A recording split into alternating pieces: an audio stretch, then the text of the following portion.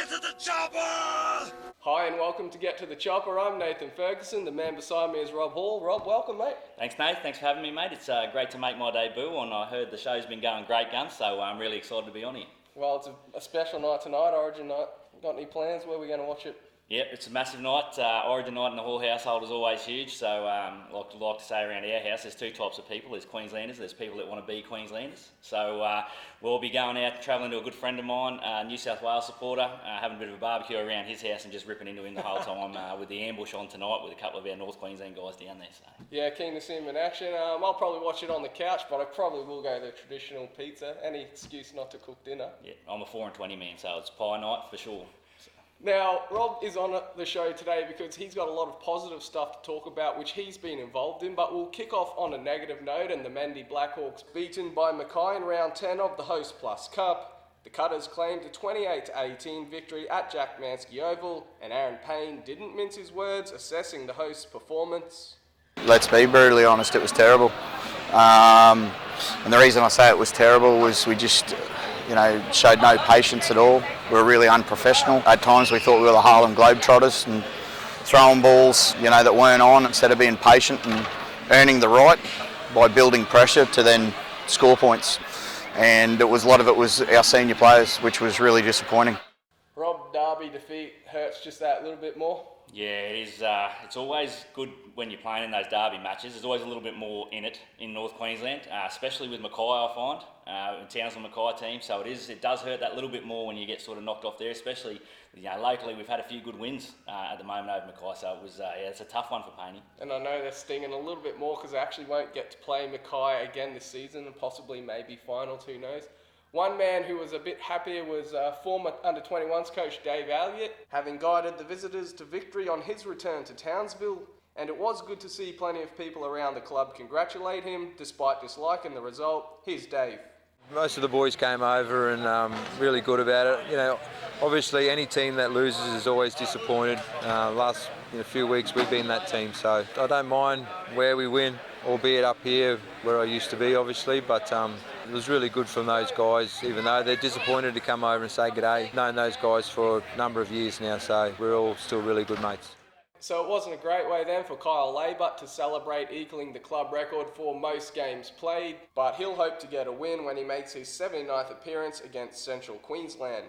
And usually we'd hear from Payne on the opposition's threats, but 5'8" Aaron Moore, he's had his eye on the Capras all season because his brother Blake plays for them. So here's his thoughts on the matchup.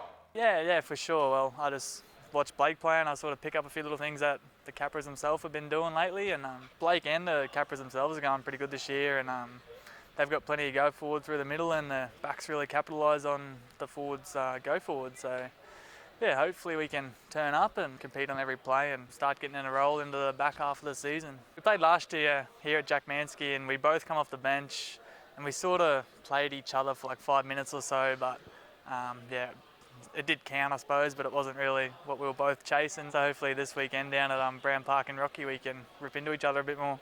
Yeah, I actually texted him after they beat Wynnum and just told him that I'm keen to go this Saturday and you better be ready. He reckons he's going to do the old Carmichael Hunt at me, come from fullback, so we'll see how that goes for him. Might have been my cousin was saying that Mum and Dad need to get half and half shirts made up, but I'm sure one of them will wear a Blackhawks shirt and one will wear a Capras shirt, and I think the one in the Blackhawks shirt will be a bit happier after. The folks have got it made either way, they'll be winners. Now the Hastings-Deering Colts clash at Brown Park will be a battle between the two top teams. The hosts suffered their first loss of the season last round, relinquishing top spot on the ladder to our guys, who secured their 7th straight win on Saturday, albeit by a minor miracle. Scores were level in the final 20 seconds of the contest, and with the Cutters bringing the ball off their try line, you would have put your house on the draw.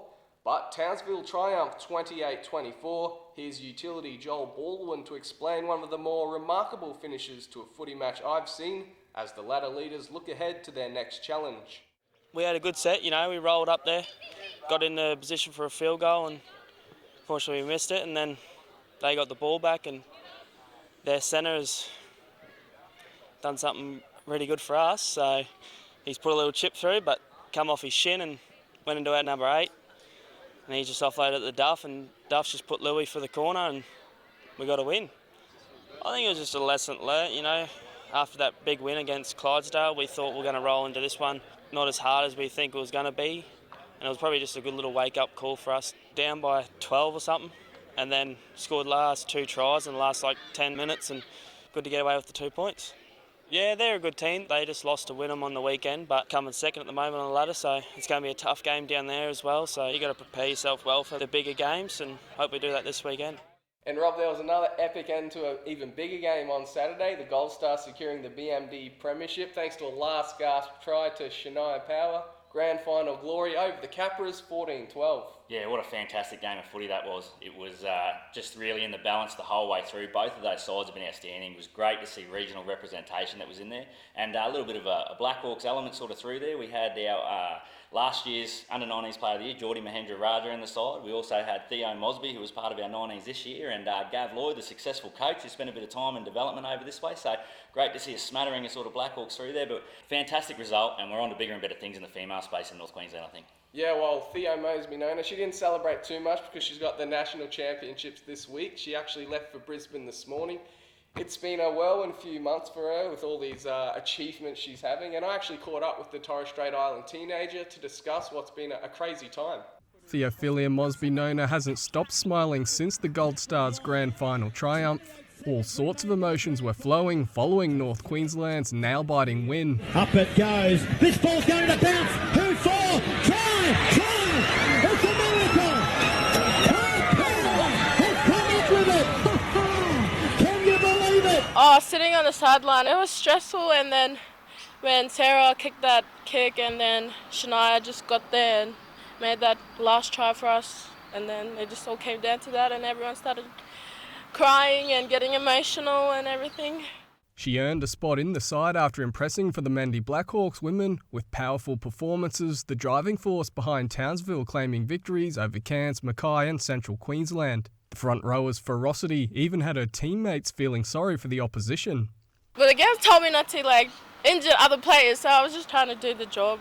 Yeah, kind of was a bit too angry, too angry. But it was really good getting to know Rob more, and it was a stepping stone to see the intensity and the level that was in Gold Stars from Blackhawks. An incredible campaign hasn't finished yet. The 17-year-old will line up for the Queensland Sapphires later this week at the Under-19 National Championships. It means more days off school for footy-related activities, but the Cowan High student knows her education is important. And I bought at the Cabba's house, catching up on schoolwork that I missed out. It's really good here. A combined nursing and NRLW career is the goal. And Rob, some even better news. Remy Bishop was a late call-up to the Queensland Sapphire side, so she'll play alongside Theo. Yeah, fantastic news for Remy, and it's a really great reward for some really hard work. She's come to us through the Southern Cross Catholic College in our Under-19s program for 2 years, bustling outside back. Absolutely stoked for her, and I'm sure she's going to do the club, her school and her family proud when she goes down this week. Yep, good luck to both girls. Go there and smash it. Now, Rob, there was another entertaining encounter on the weekend. I'm talking about the All Abilities matches, of course. You've sort of been involved in organising these games. Can you just tell us, I guess, a little bit about what it's actually about and maybe how people can get involved? Yeah, for sure. So the All Abilities concept started in Mackay a couple of years ago. Not that we like to follow on from them, but they've been doing it for a little while down there, and then the Blackhawks, through some conversations with Happy, wanted to jump on board. So 2 years ago, last year, we jumped on, got together a group of guys, and an absolutely fantastic group of people. It's one of the most rewarding things I've been involved in rugby league. The Blackhawks through here have really rolled out the red carpet, and now it's become a key date on the calendar now when we play Mackay down there. So when we talk about clashes and those local rivalries, the All Abilities clash with Mackay and Cairns has sort of taken on a bit of origin feel about it now. So if you're looking to get involved, you can contact myself through Brothers Leagues Club here, or you can contact Kerry Ritchie through the QRL. Yep, no, they really do enjoy their time that's out there. They really enjoy the training aspect of it. We've had some really good friendships. Some of them get right behind it, so I've got a few guys out there with cutting in the mullet haircuts just to try and look like some of their favourite stars. And we've got a pretty big game coming up at the back end of the year where we're going to be playing a game against Mackay, the return match again, over at the Cowboys game before the Penrith Panthers. Yeah, well, I spoke to a couple of the players after the game and they mentioned that and they were pretty excited. I have fun and making friends. We played really hard when we burst Mackay, and we're playing at the new Cowboys stadium on the 3rd of September, burst Cowboys and Panthers, and then we're bursting Mackay there.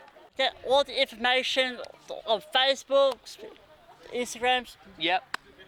Messenger, and I want to say thank you to Kerry for give us information like what's happening, Where we have to be, like we have to different, like different places we go. Rob, Chris and Ethan, I reckon they could have their own sort of podcast or something similar. They're bouncing ideas off each other. Actually, that'd probably be pretty good on this show. Yeah, I'm expecting to get a couple of text messages about I'm looking for a start, so...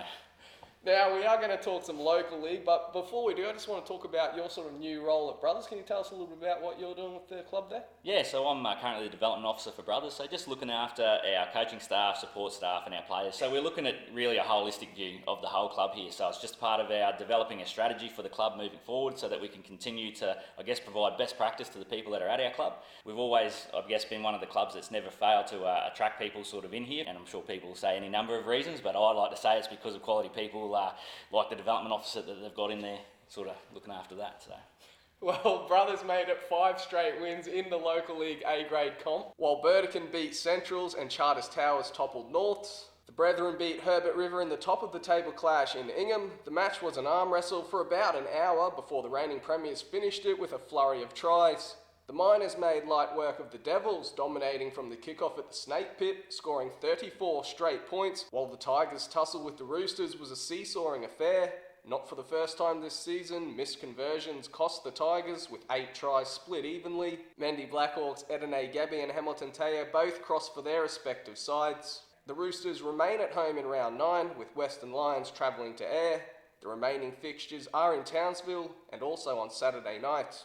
Rob, that's the show. Thanks for your input and your insight, and enjoy the game tonight. Yeah, mate, hopefully the ratings don't dip too much after today's show, but thanks for having me on, and let's get around tonight. Go Queensland. He was a great guest. I reckon the ratings will probably peak, and we'll have to have him back. Now remember, you have to stay up to date with all your Mendi Blackhawks news by jumping on our social media pages and also on our club website.